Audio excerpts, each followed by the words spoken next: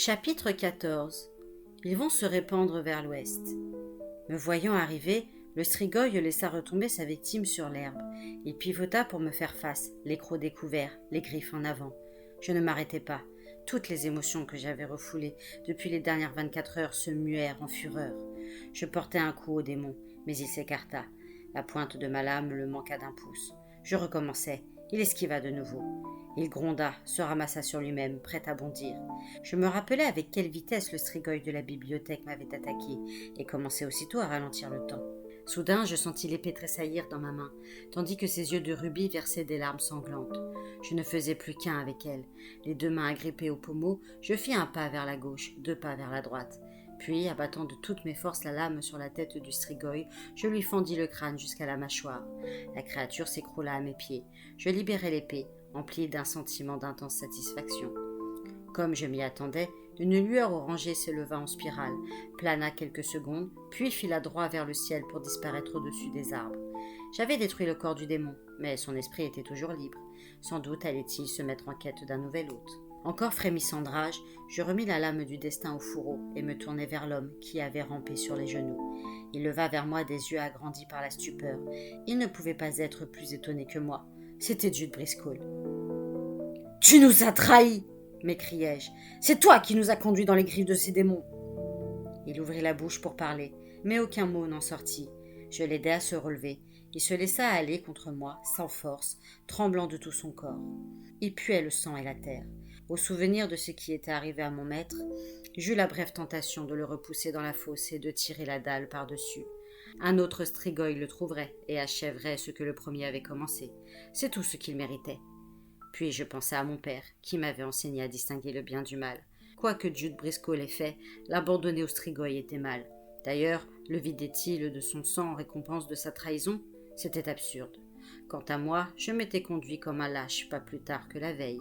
Qui étais-je pour le juger ? Quoi qu'il en soit, ce n'était pas le moment de répondre à ces questions. « Partons d'ici !» soufflai-je. « Traversons la rivière. » La descente se fit avec une extrême lenteur. Les nerfs à vif, je m'attendais à chaque seconde à l'attaque d'une strigoïca, le compagnon du démon que j'avais détruit. À moins que les sorcières ne reviennent, les 9 sphères qui fondraient sur nous et aspireraient nos forces vitales sans répandre une goutte de notre sang. Je n'avais aucun moyen de contrer ce genre d'offensive. Jude gémissait et s'appuyait sur moi de tout son poids.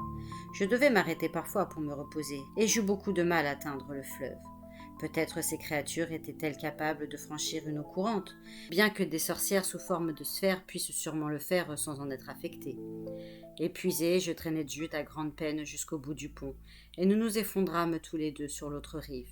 Il tomba aussitôt dans un profond sommeil. Il me fallait à présent contacter Alice pour la tenir au courant des derniers événements. Il était également vital de mettre Grimalkin en garde. Elle devait tenir à tout prix la tête du malin loin de cet endroit maudit. Pour cela, j'avais besoin d'un miroir. Mais je ne pouvais revenir dans ma chambre avant le lever du jour. Je dus m'endormir, moi aussi, car lorsque je rouvris les yeux, le soleil montait à l'est. Je bâillais et m'étirais pour soulager mes muscles raides. Je contemplais Jude avec colère. Il gisait à mes pieds, dans son manteau déchiré et taché de sang, des marques de morsures livides au cou. Il s'éveilla soudain et s'assit. Puis il enfouit la tête dans ses mains, tremblant, aspirant de grandes goulées d'air. Enfin, il me regarda. « Où est ton maître ?»« Il est mort, » répondis-je abruptement. La gorge serrée par l'émotion, je précisai. « Non, c'est pire que ça. Ils l'ont décapité. Mais il parle encore. Ils ont usé de je ne sais quelle terrible magie. Et son âme est emprisonnée dans sa tête. Ses souffrances sont atroces. Je dois le délivrer, lui rendre la paix à tout prix. Et tout ça à cause de toi. Pourquoi ne pas nous avoir avertis?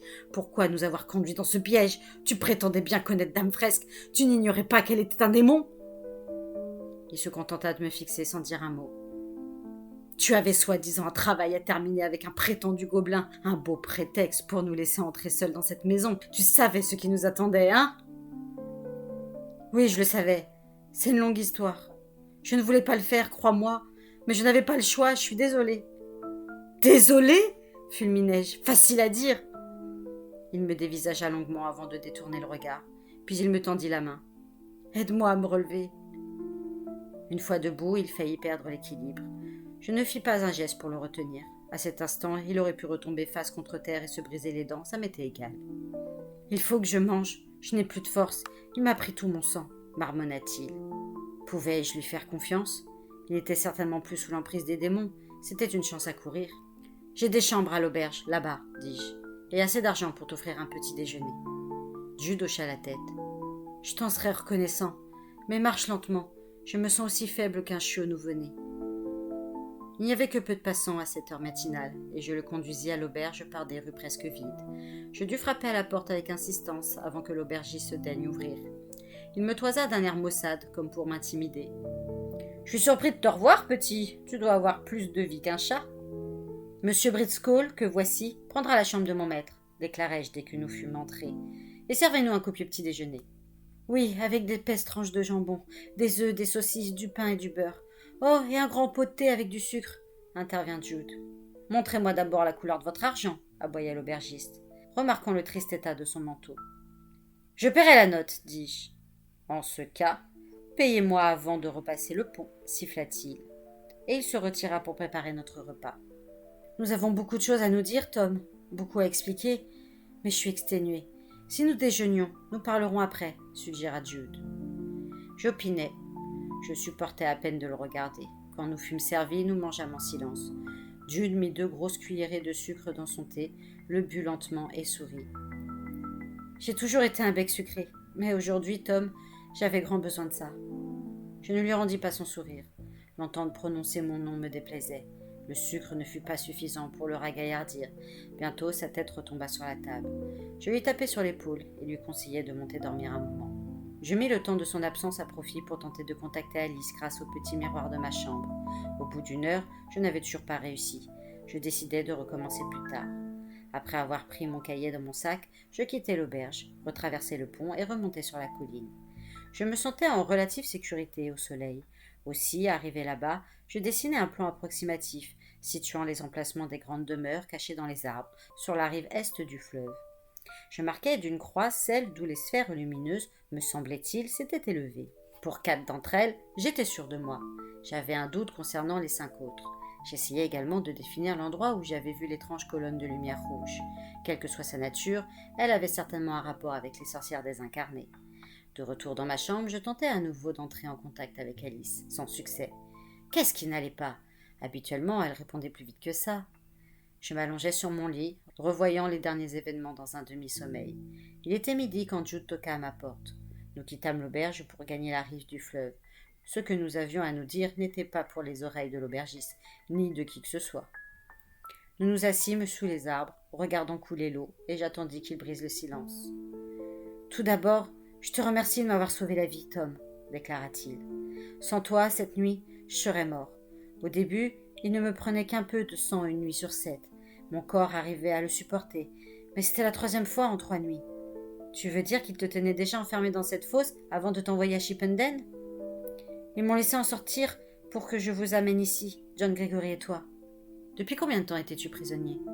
Environ 2 mois, à quelques jours près. C'est étrange, n'est-ce pas? Nous, les épouvanteurs, enfermant les sorcières dans des fosses semblables. Je n'aurais jamais pensé subir un jour le même sort. Comment as-tu survécu? Que mangeais-tu? Par chance, l'hiver était fini, sinon je serais mort de froid. Mais ils me nourrissaient. Ils devaient me garder vivant s'ils voulaient tirer de moi le sang dont ils avaient besoin. Pour toute pitance, ils me jetaient de la viande crue, du mouton, le plus souvent des abats. Remarquant ma grimace de dégoûté à l'idée de mordre dans des abats crus, il reprit. « Qu'aurais-tu fait à ma place? C'était ça ou mourir. Sans aliments, je n'aurais pas survécu plus d'1 ou 2 semaines. » J'approuvais de la tête. J'aurais fait pareil. L'instinct de survie est toujours le plus fort. J'avais moi-même bien des raisons de culpabiliser. Au cours de mes 3 ans d'apprentissage, j'avais pris des libertés avec les règles morales que mes parents m'avaient inculquées.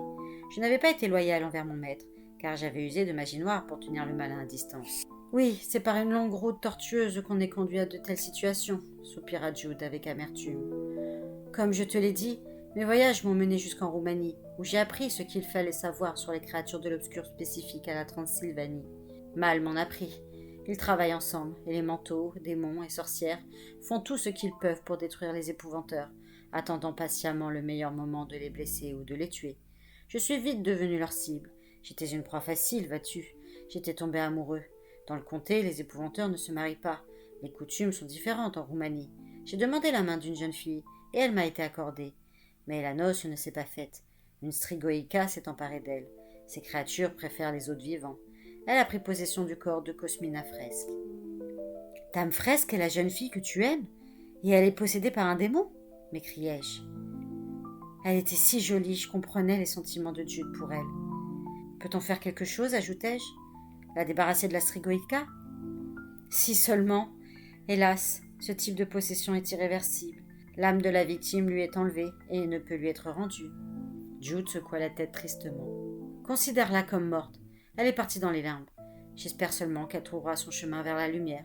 Depuis que je l'ai perdue, j'ai eu tout le temps de réfléchir à ma sottise et à la façon dont je me suis laissé duper, et j'ai appris à vivre avec mon chagrin.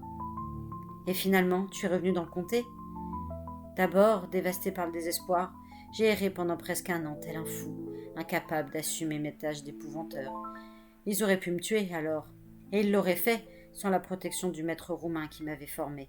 Où que j'aille, ils me suivaient pour me défendre contre les serviteurs de l'obscur qui en voulaient à ma vie. Quand j'ai enfin retrouvé la raison, je ne songeais plus qu'à la vengeance. Je voulais détruire cette strigoïka, ou au moins la chasser du corps de ma Cosmina bien-aimée. Je l'ai traquée longtemps en vain, jusqu'à ce que j'apprenne qu'elle était partie à l'étranger avec son compagnon Strigoi. Je les ai suivis, mais une sorcière les avait mis en garde, et ils m'attendaient.